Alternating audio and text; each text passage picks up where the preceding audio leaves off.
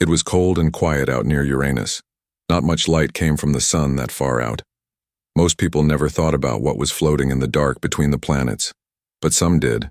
Scientists, explorers, and those who watched the sky with questions in their minds.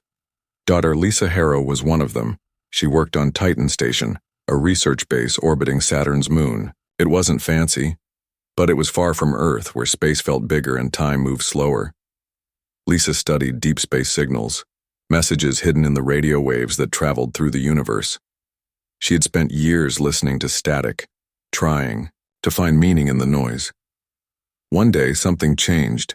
The signal came in soft at first, like a whisper under wind. It repeated every few hours, always the same pattern. Lisa sat at her desk, headphones on, eyes wide behind her glasses. She ran it through every program she had. Nothing matched. It wasn't from any known planet, satellite, or probe. It didn't sound natural. She recorded it, copied it, and sent it to her friend Jake Moran. He was a Navy officer stationed on a patrol ship near Uranus. They had met during a mission years ago and stayed in touch. Jake wasn't a scientist, but he knew how to ask the right questions. He replied quickly, "This isn't normal. I've seen strange things out here, but this feels old." Lisa kept studying the signal. The more she looked, the stranger it became. It had structure, like language, but not any human language. It also carried math formulas she had never seen before. They didn't match anything taught in school or used by scientists. Then came the anomalies. Jake reported strange readings near Uranus, a pull in space where nothing should be. Gravity twisted in ways that made no sense. Ships drifted off course. Sensors failed. Even time seemed to slow down for a few seconds before snapping back. They called it the warp zone. No one knew what caused it. Jake flew his ship close enough to feel the pull. Metal groaned. Lights flickered. He saw something in the distance, just for a moment, a shape, dark and tall, like a tower made of shadow. Then it vanished. He told Lisa what he saw. She checked the data again. The signal and the warp zone were connected. Somehow they were both pointing to the same place. Lisa couldn't ignore it anymore. She believed the signal was a message, maybe even a warning. But from whom back on Earth, other scientists began to notice.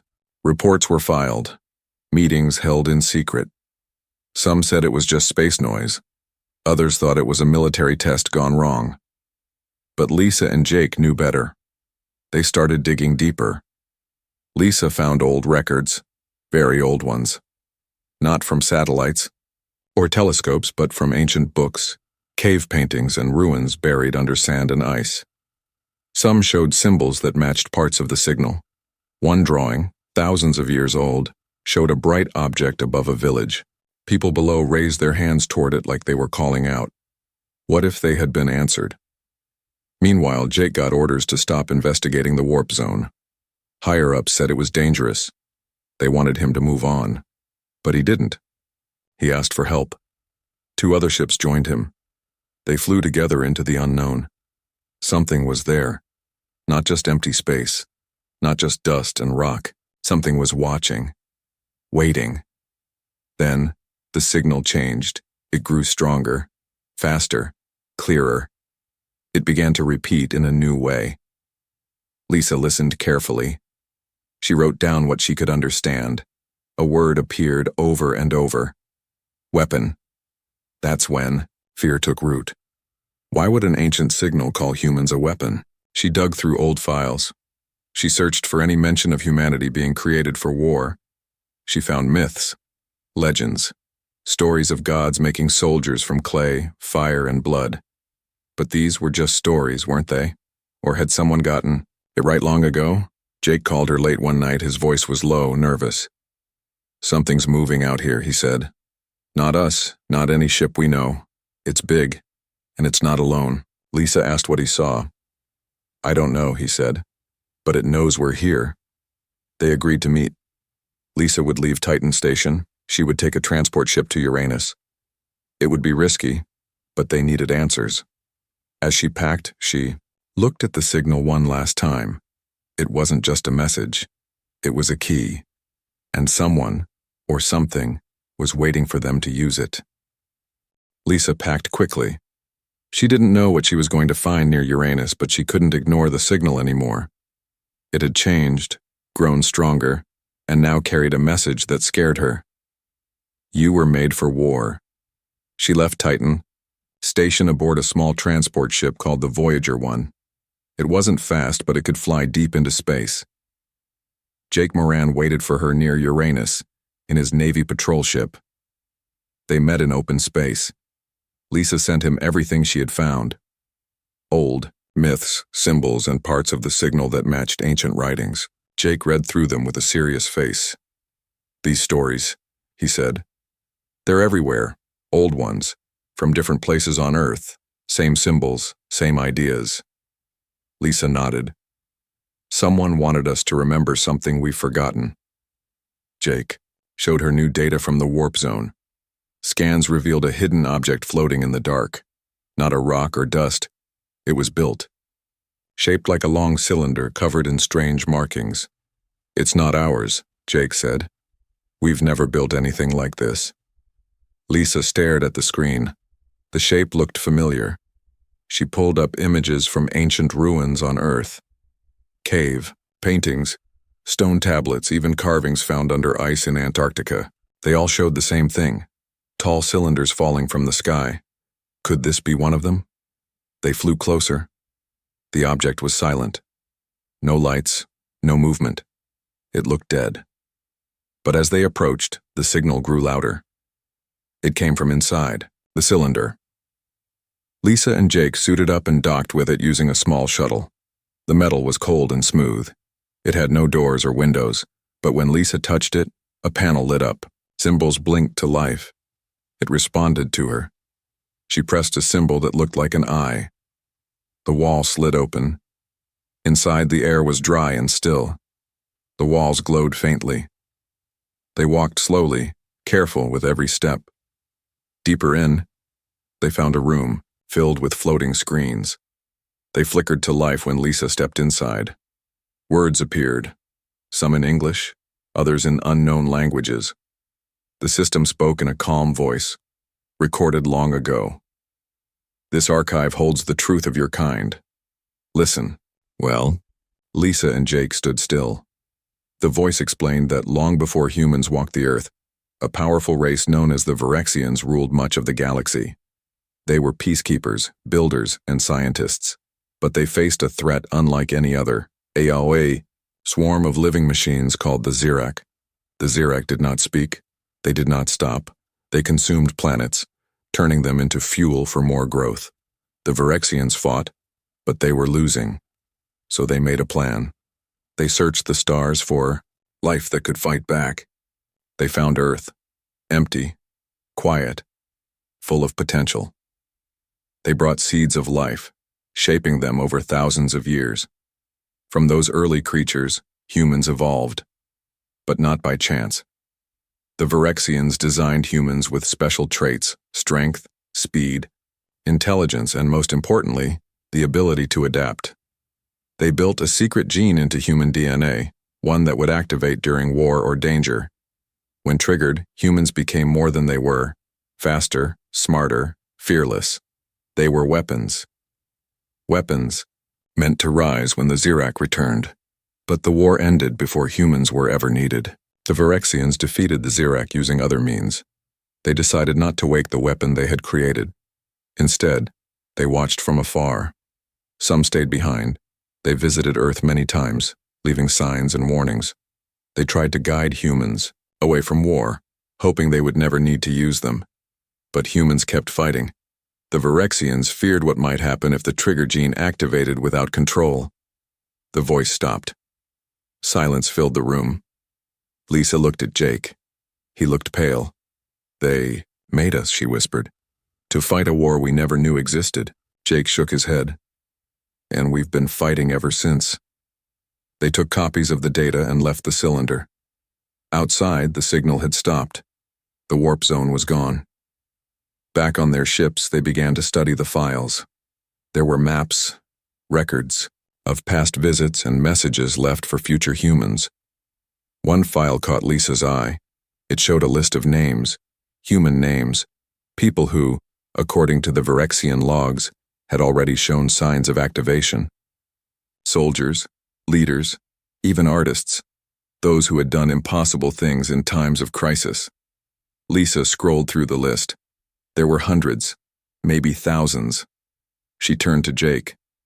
"This isn't just about us, it's about all of us." Jake looked out the window at the dark sky. "Then maybe it's time we remembered who we really are." Lisa couldn't stop thinking about what she had seen inside the ancient cylinder. The truth was clear now. Humans were not just the result of evolution. They had been designed, shaped by a long-lost alien race called the Virexians to fight, a war that never came. But something had changed. The signal was gone, and so was the warp zone near Uranus. Jake said it felt like the universe had taken a breath and held it. Everything was quiet, but not peaceful. It was the kind of silence before a storm. Back on Titan Station, Lisa worked nonstop. She studied the files from the Virexian archive, especially the list of humans who had shown signs of activation. Some were soldiers, others were leaders, even artists and scientists. All of them had done things no one could explain. She found a name she recognized, Eric Tanner. Eric was a former Marine who had served in Africa during a small war no one wanted to talk about. He had led his team through impossible odds, survived, injuries that should have killed him, and moved faster than any human should. After the war, he disappeared. No one knew where he went. Lisa needed to find him. Meanwhile, Jake returned to Earth. He met with an old friend, Daniel Reyes, a historian who had spent years studying myths and ancient tech. Daniel listened carefully as Jake explained everything: the signal, the warp zone, the Virexian archive, and the truth about humanity's origin. Daniel didn't laugh. He didn't call Jake crazy. Instead, he nodded and said, "I've seen this before." He showed Jake books, carvings, and paintings from different cultures across the world. All of them told the same story, of gods or visitors who came from the stars and gave humans gifts, weapons, knowledge. They weren't gods, Daniel said. They were engineers. We were their project. Jake asked if anyone else might know the truth. "There are groups," Daniel said. "Some governments, secret labs. They've been looking for this for a long time." That worried Jake. If someone already knew about the trigger gene and was trying to use it, then the danger wasn't just out in space. It was here, on Earth. Back on Titan Station, Lisa made contact with a private investigator named Kate Wilson. She had helped Lisa before, tracking down people who didn't want to be found. Lisa gave her Eric Tanner's name and last known location. Kate found him in 2 days. Eric was hiding in a small town in Colorado. He lived alone, kept to himself, and worked at a local garage. No one knew who he really was. But when Kate showed him a photo of the Virexian cylinder, his face changed. He knew what it was. Kate sent Lisa a message. He remembers something, but he doesn't want to. Lisa booked a flight to Earth. She met Jake and Daniel in Washington, where they discussed what to do next. The government had started asking questions about the events near Uranus. Some officials wanted to shut everything down. Others wanted to dig deeper. Jake warned them, "If someone tries to use the trigger gene as a weapon, we won't be able to control what happens." Lisa arrived the next day. She brought copies of the Virexian data and the list of activated humans. Together, they looked through more names. They found more like Eric, a teacher in Texas who had lifted a car off a child during an accident, a firefighter in California who ran into burning buildings without fear, a girl in New York who spoke 6 languages by age 10 and solved math problems faster than computers. All of them had something in common. They had faced extreme danger, stress or loss, and something inside them had changed. Lisa believed the trigger gene was real, and it was waking up. Then, they got bad news. Eric had vanished again. Kate tracked him to a military base outside Denver. He had been taken. Someone knew who he was and what he could become. Jake didn't hesitate. He pulled in favors from old contacts and got permission to investigate. He and Lisa flew to Colorado, pretending to be defense contractors. Daniel stayed behind, digging through more records. Inside the base, they found labs filled with test subjects. Most were failed experiments. Soldiers who had been pushed too far, exposed to high stress, chemicals, and even fake combat situations. None of them had survived, except one. In a secure room, they found Eric, barely conscious, hooked, up to machines.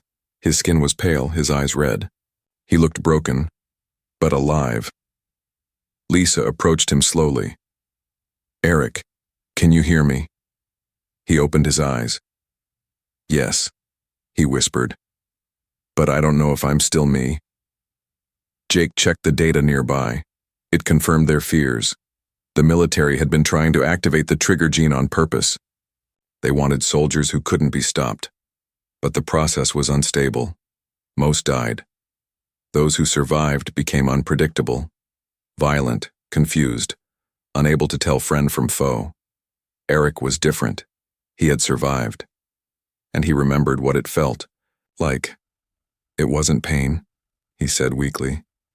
"It was clarity, like my body wasn't mine anymore, like I was seeing everything for the first time." Lisa asked what he saw. His voice dropped. "A war. One that hasn't happened yet." Jake and Lisa exchanged looks. They had to get him out. Now. As they prepared to leave, alarms began to ring. Someone knew they were there. They had to run, because if the government was already experimenting on awakened humans, then the real war had already begun. The escape from the military base was fast and messy. Lisa, Jake, and a barely conscious Eric Tanner sprinted through dark hallways as alarms screamed around them. Guards shouted over loudspeakers. Footsteps echoed from every direction. They had minutes, maybe seconds, before they were caught or worse. Jake led the way, his Navy training kicking in. He knew how to move silently, how to find exits where others saw only walls. Lisa stayed close to Eric, supporting him as he stumbled forward, still weak from whatever the scientist had done to him. They reached the back exit just as a group of soldiers rounded the corner. "Halt!" one shouted. Jake didn't stop. He fired a single shot into the air. The soldiers ducked. It gave them enough time to jump into the waiting van where Kate Wilson was already behind the wheel. "Go!" Jake shouted. Kate slammed her foot on the gas. Tires screeched. The van lurched forward into the night. Inside, Lisa checked Eric's pulse. It was strong, but his breathing was shallow. Sweat ran down his face. His eyes twitched like he was dreaming, but awake. "He's not stable," she said. "We need to get him somewhere safe." Kate drove fast through the empty roads. "I know a place. Out of town. No cameras, no questions." They drove for hours. By sunrise, they arrived at an old cabin deep in the mountains. It was far from any city, surrounded by trees and silence. Inside, they laid Eric down on a couch and cleaned his wounds. He stirred, but didn't wake. For 2 days, he slept. When he finally opened his eyes, something had changed. His voice was deeper. His movements were slower, more controlled. He looked at them like he was seeing through them. "I remember," he said, quietly. Lisa leaned closer. "Remember what?" Eric sat up slowly. "What happened when the trigger turned on?" Jake crossed his arms. "What did you feel?" Eric closed his eyes. Everything became clear, like my brain was locked before, and now it's open. I could see patterns, hear things from far away. I knew how to fight without thinking." He paused, but it wasn't me. It felt like someone else was inside my head. Lisa exchanged a worried look with Jake. This was real. The Virexians had built something powerful into human DNA, and now, for the first time, they were seeing what it truly meant. Over the next few days, they tested Eric carefully. He could lift heavy objects without strain. He moved faster than any normal person. His reflexes were almost too quick to follow. But there was something else. Sometimes he would freeze. His eyes would go blank. He wouldn't respond to their voices. It was like he was lost in another world. What happens then? Lisa asked one night. Eric looked at her. I see war. Battles. People screaming. Fire everywhere. Jake frowned. Is it real? Eric shook his head. Not yet. They needed answers, so they went back to the data from the Virexian archive. Daniel, Raid had been studying it nonstop. When they called him, he sounded tired but excited. I think I figured out part of the code, he said. The Virexians left warnings. They said the trigger gene isn't just about strength or speed. Lisa asked, then what is it? Daniel took a breath. It's control, or the lack of it. He explained that the Virexians had tried to build a failsafe, a way to guide humans once the trigger was activated. But something had gone wrong. Either the system failed or it was never completed. Without guidance, the awakened humans became dangerous. Not because they wanted to be, but because they didn't understand themselves anymore. Jake thought about the failed experiments at the base, the soldiers who died, the ones who went mad. They were trying to make weapons, he said, but they didn't know how to control them. Lisa looked at Eric. We have to learn, she said. Before someone else tries again. Then news broke. A video leaked online. It showed a soldier going crazy during a training exercise. He moved too fast. Attacked without warning. Killed 3 people before being stopped. The footage spread fast. Panic followed. Governments denied everything. Military leaders called it fake news. But people were scared. Something was happening, and it wasn't just Eric. Across the world, reports came in of strange behavior, people acting differently, stronger, faster, some disappearing, others attacking without reason. Lisa checked the list again. More names were lighting up. The trigger was waking up, not just in one person, in many. Jake stood by the window, looking at the sky. We're running out of time, he said. Lisa nodded. Then we better start teaching them who they really are. Because if they didn't, someone else would, and they might not care whether humanity survived. The world was changing, not with fire or warships, but with fear. After the leaked video of the soldier who went mad during training, governments scrambled to control the story. Some called it a hoax. Others blamed drugs, mental illness, even foreign spies. But people knew better. They saw the same patterns. People acting strange, moving too fast, disappearing without a trace. Lisa Harrow watched the news from the cabin in the mountains. She sat at a small wooden table, surrounded by papers and laptop screens. Jake Moran stood near the window, arms crossed. Eric Tanner leaned against the wall, eyes closed, breathing slowly like he was listening to something no one else could hear. Daniel Reyes joined them through a secure video call. His face looked tired, but his voice was steady. I've been digging deeper into the Virexian data, he said. There's more than we thought. Lisa leaned forward. What do you mean? Daniel tapped his keyboard. A new file appeared on their screens. It showed a map of the solar system with red dots blinking across it. These are satellites, Daniel explained. Not ours, Virexian tech. They've been orbiting planets for thousands of years. Jake frowned. Why?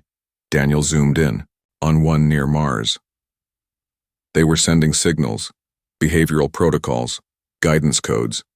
The Virexians didn't just build us as weapons, they tried to control how we acted once the trigger turned on. Lisa's eyes widened. You're saying they built rules into our minds? Daniel nodded. Something like that. But over time, those systems failed. Eric finally opened his eyes. That explains why I feel like 2 people. He looked at them. Sometimes I'm me. Other times I feel like I'm being pulled somewhere else. Like there's a voice trying to guide me, but it's broken. Jake rubbed his chin. So if those signals are gone, then what's controlling us now? Silence filled the room. Lisa checked the list again. More names had lit up, people showing signs of activation. Some were still alive. Others had vanished. A few had been found dead under strange circumstances. We need to find them, she said. Before someone else does. Jake agreed. The military already tried to use Eric. If they find more of us. He didn't finish the sentence. They all knew what would happen. They started making plans. Daniel stayed behind to keep decoding the Virexian files. Lisa and Jake took Eric and left the cabin. Their first stop, Texas. There, a teacher named Maria Gonzalez had become a local legend after lifting a car off a student during an accident. Witnesses said she moved faster than any normal person should. They found her in a small-town school. She didn't run when they approached. Instead, she listened carefully to what they had to say. When Lisa mentioned the trigger gene, Maria didn't look surprised. "I've always known I was different," she said quietly. "I just didn't know why." She agreed to come with them.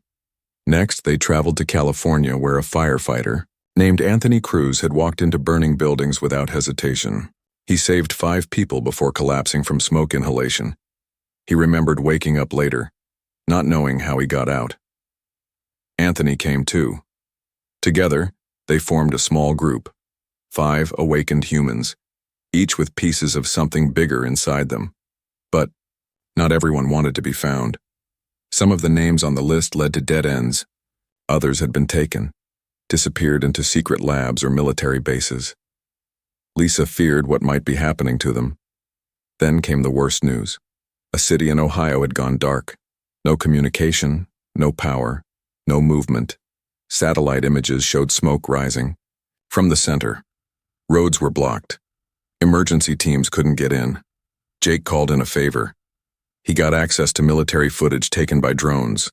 What they saw made them sick. Buildings destroyed, cars flipped, bodies lying in the streets. And in the middle of it all, a man stood alone. He wore regular clothes, but his eyes glowed faintly. His hands twitched like he was fighting invisible enemies. Every few seconds, he turned his head sharply, as if hearing voices only he could understand. The drone footage zoomed in on his face. Lisa recognized him immediately. His name was Kevin Hart, a former police officer, one of the names on the list. He had activated. But something had gone wrong. Unlike Eric, who still held on to himself, Kevin had lost control completely. The trigger had turned on, and there was no guidance to stop it. "He's not fighting," Jake said grimly. "He's hunting." Lisa stared at the screen. "If we don't reach him soon, he'll keep going." They had to act fast. But before they could leave, another alert popped up. A second city had gone dark. This time in Canada. More names on the list were lighting up. Something was causing mass activations. Lisa looked at Daniel through the video call. "Did the Virexians warn about this?" she asked.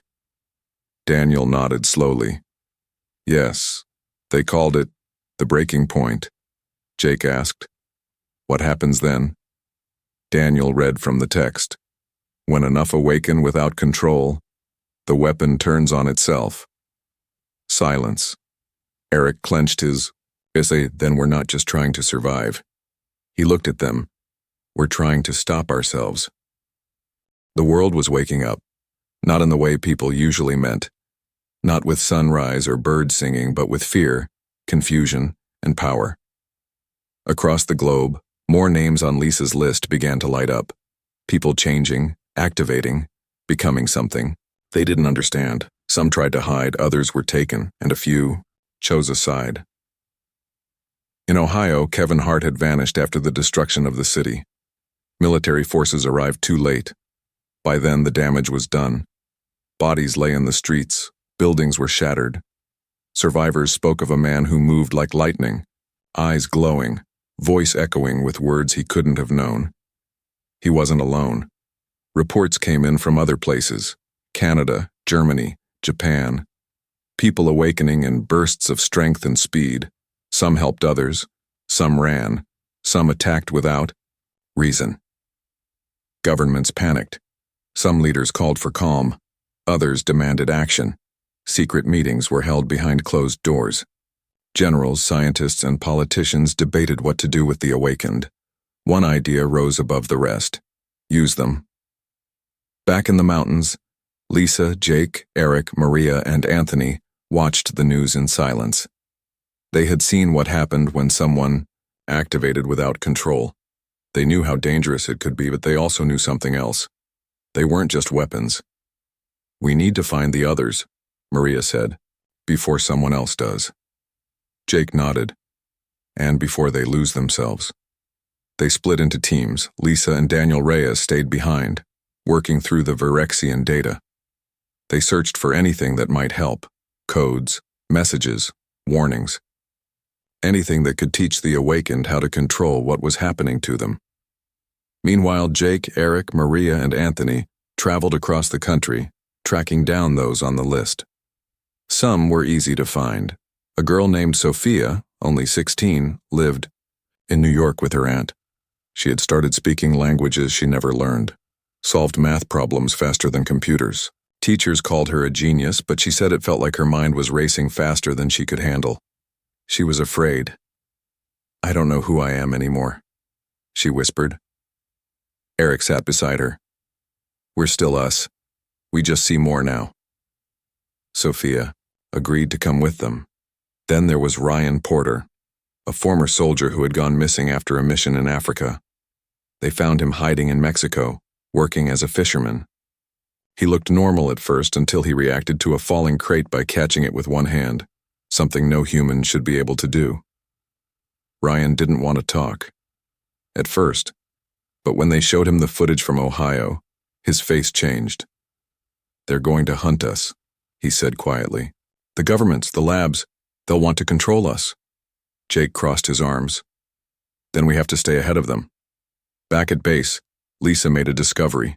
Buried deep in the Virexian files, she found a message not meant for war, but for peace. It was a final warning from the Virexians. "If the weapon awakens without purpose, it will destroy itself." She read it aloud to Daniel. He frowned. "They knew this would happen. They tried to build guidance into us, but it failed. Now we're left with raw power and no direction." Lisa looked out the window. "Then maybe we need to give ourselves a direction." Daniel asked, "What kind?" She thought for a moment. "One that keeps us human." But not everyone believed in peace. Across the world, rumors spread of an underground group forming, a faction of awakened humans who saw themselves not as victims, but as rulers. They called themselves the New Order. Their leader was someone named Kara Vance. Once a scientist, working for a private defense company, she had activated during a lab experiment gone wrong. Unlike Kevin Hart, she hadn't lost control. Instead, she had embraced it. Kara believed the awakened were the next step in evolution, that humanity was weak, broken by old systems, and needed to be rebuilt. And she wasn't alone. More joined her cause every day. Some wanted protection. Others wanted revenge. A few simply enjoyed the power.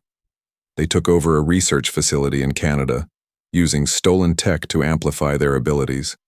They hacked into government networks, spreading messages online. "We are the future. You cannot stop us." Lisa read the message with growing dread. "This is bad," she told Jake when he returned. "They're not trying to survive anymore. They're trying to take over." Jake clenched his jaw. "Then we need to stop them." But even within their own group, doubts grew. Ryan questioned whether they should even fight back. "Why should we follow the rules of a world that doesn't understand us?" Maria argued. "Because if we forget who we are, we become monsters."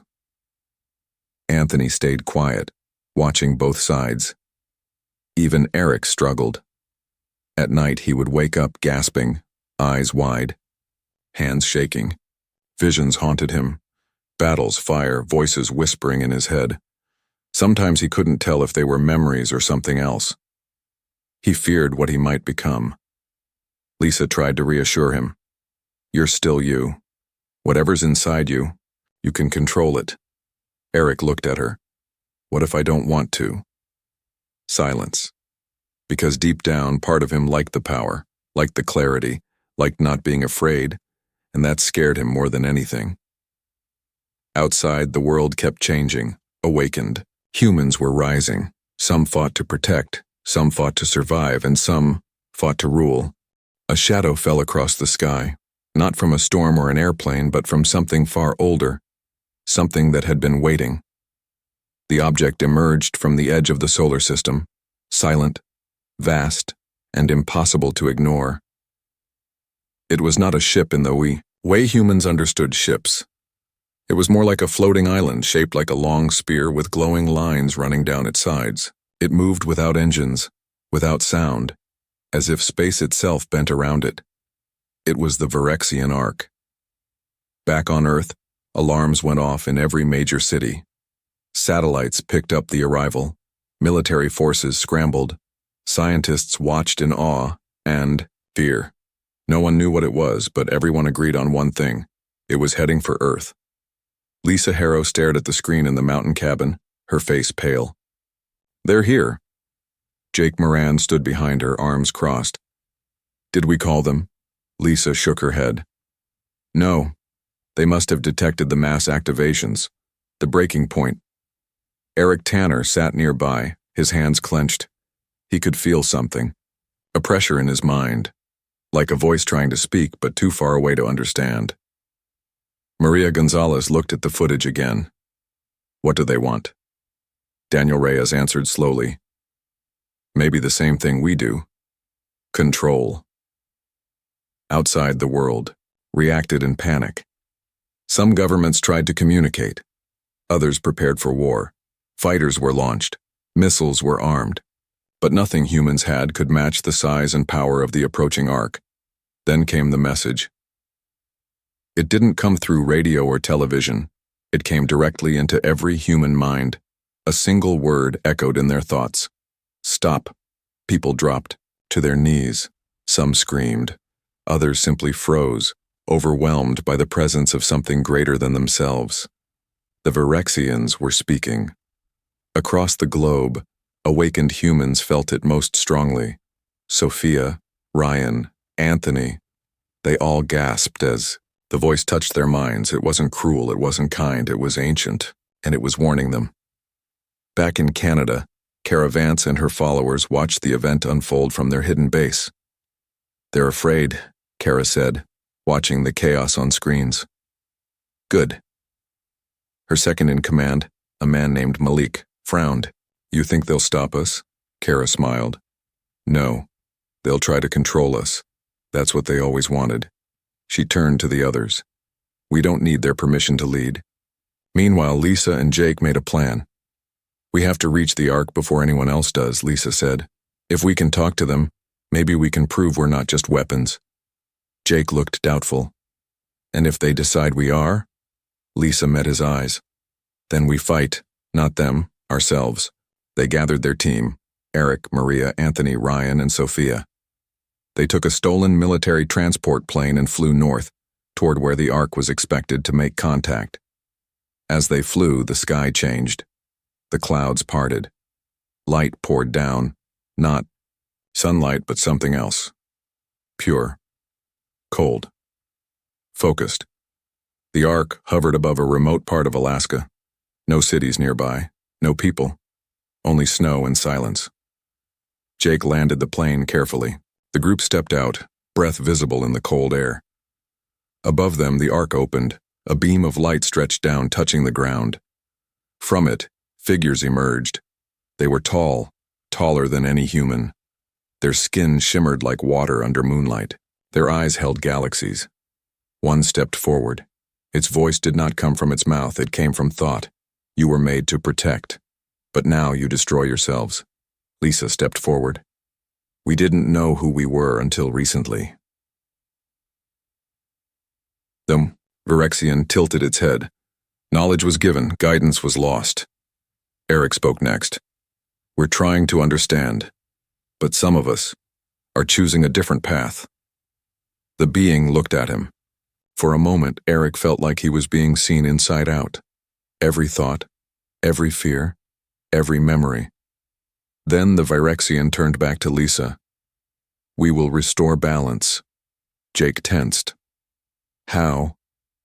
The answer came without emotion. "By removing what cannot be controlled." Silence. Lisa's heart pounded. "You mean The Varexian raised a hand. Behind them, the sky lit up. Drones began to fall from the air, silent and fast. Not machines, but living things, made of metal and crystal.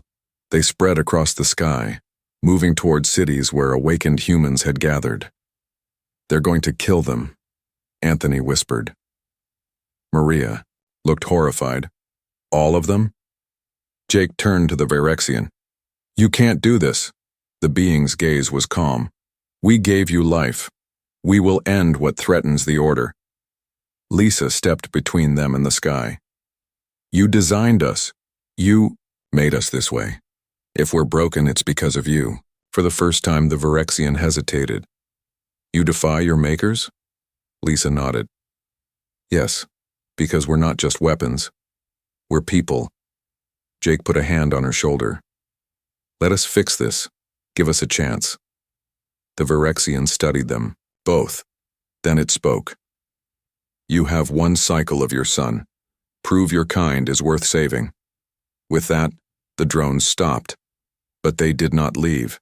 They waited, watching, waiting to see if humanity could save itself, or if the Varexians would finish what they started. Time was running out.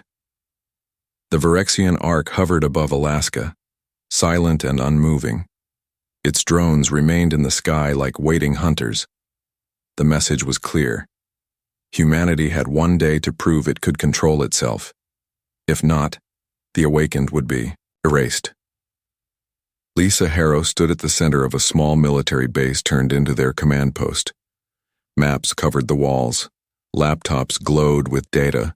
Voices buzzed around her, but she only heard one thought over and over.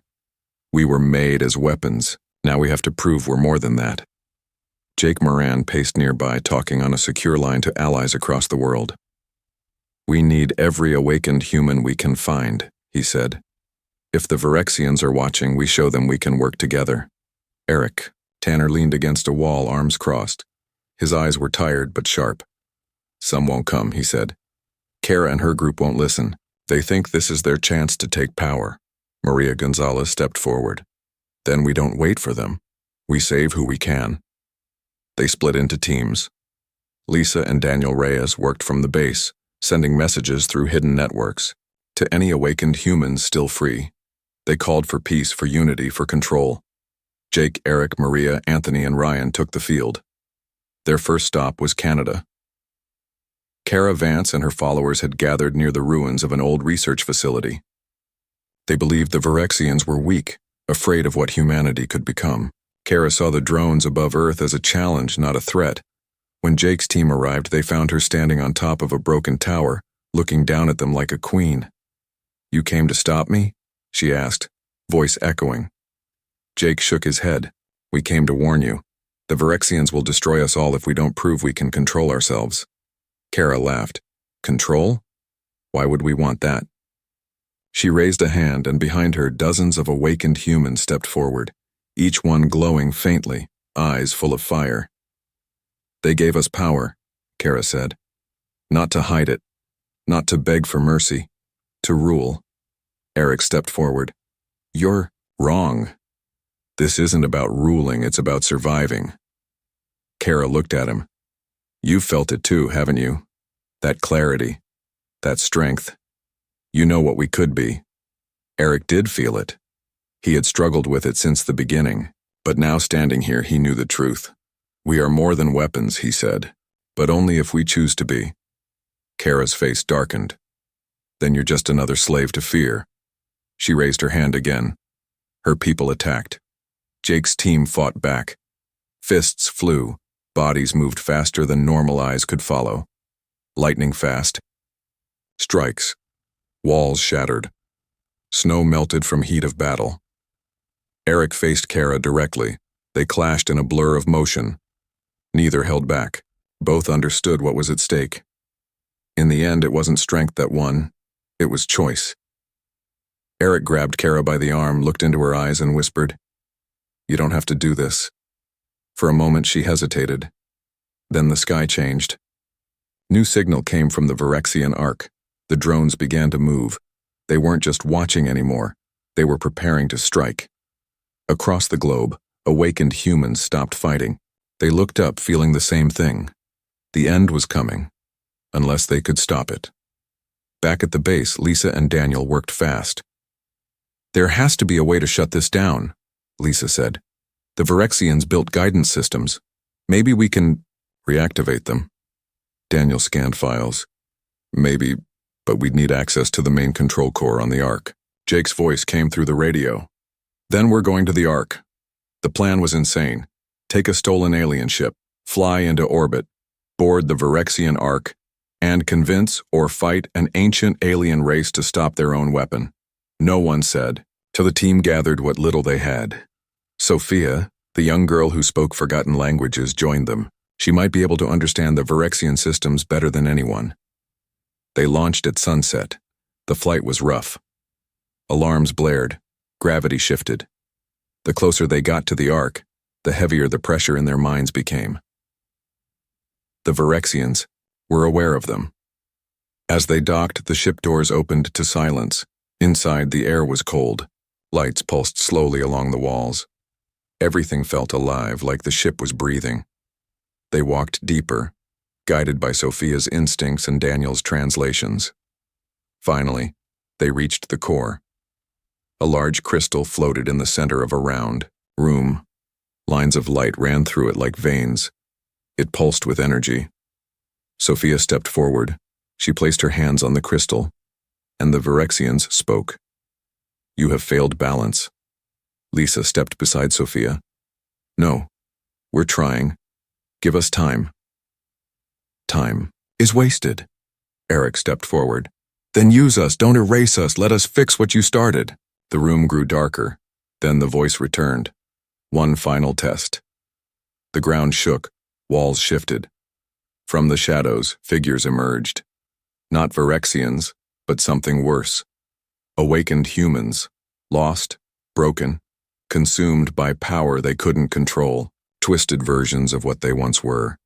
The Virexians had been testing them all along. Could they control themselves, or would they destroy each other? The battle began, not just for survival, but for identity, for purpose, for the right to be more than weapons.